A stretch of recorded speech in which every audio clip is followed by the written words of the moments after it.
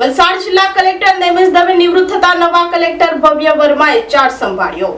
વલસાડ જિલ્લા કલેક્ટર નેમિષ દવે વયમર્યાદાને કારણે નિવૃત્ત થતા જિલ્લા વિકાસ અધિકારી અતિરાગ ચપલોતને જિલ્લા કલેક્ટરનો વધારાનો હવાલો સોંપવામાં આવ્યો હતો।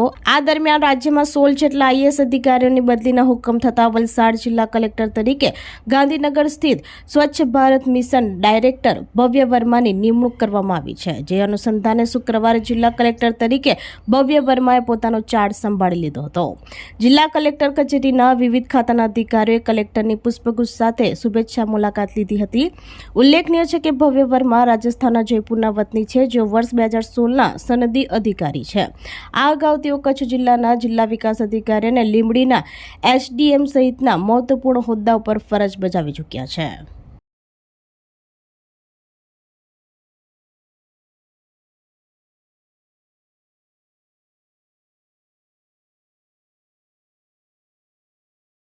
આપણી સંકલ્પ ન્યૂઝ ચેનલને સબસ્ક્રાઇબ અને લાઇક કરો, બેલ આઇકન દબાવો જેથી આવનાર ન્યૂઝ અપડેટ્સની નોટિફિકેશન આપના મોબાઈલ પર સૌથી પહેલા પહોંચે।